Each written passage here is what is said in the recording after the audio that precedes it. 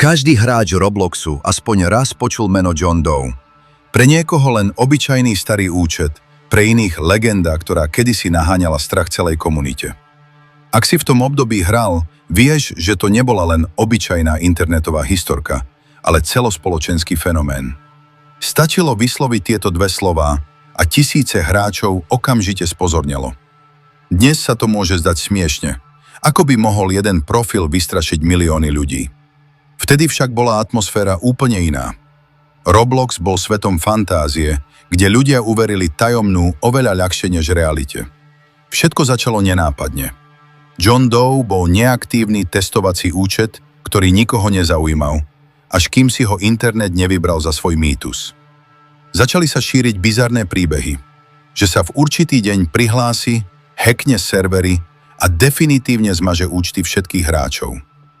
YouTube zaplavili videá s dramatickými názvami ako "Nehraj Roblox v tento deň" a panika sa šírila rýchlejšie než akékoľvek fakty. John Doe totiž nebol strašidelný tým, čo robil, ale tým, čo si ľudia vo svojej hlave predstavovali. Predstav si ten večer. Sadneš si za počítač, zapneš hru a hoci všetko vyzerá normálne, v hlave máš jedinú otázku. Čo ak je to dnes? Čo ak je už v hre? Zrazu každý neznámy hráč v lobby pôsobí podozrivo a každý lag vyzerá ako hackerský útok. Takto funguje psychológia strachu. Keď niečomu uveríš, začneš vidieť dôkazy aj tam, kde žiadne nie sú. Práve preto legenda rástla.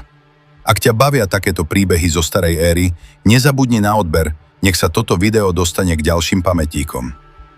Najzaujímavejšia je však krutá pravda. John Doe nebol hacker ani nepriateľ. Bol to len starý, neškodný testovací účet, vytvorený samotným vývojárskym tímom. Žiadne mazanie dát sa nekonalo, no v momente, keď vyšla pravda najavo, legenda už žila vlastným životom. To je sila internetu. Nezáleží na tom, čo je pravda, ale čomu ľudia uveria. Komunita skrátka chcela veriť, že sa deje niečo tajomné, pretože strach robil hru zaujímavejšou. Roblox zrazu nebol len o kockách. Bol to svet plný záhad. Presne preto si tú dobu pamätáme s takou nostalgiou. Nebáli sme sa len Johna Doe, báli sme sa neznámeho, ktoré je vždy silnejšie než realita. Možno si to zažil aj ty. Paniku v momente, keď si uvidel postavu bez pohybu, alebo rýchle vypnutie hry pre istotu. Legendy sa skrátka nerodia z faktov, ale z emócií.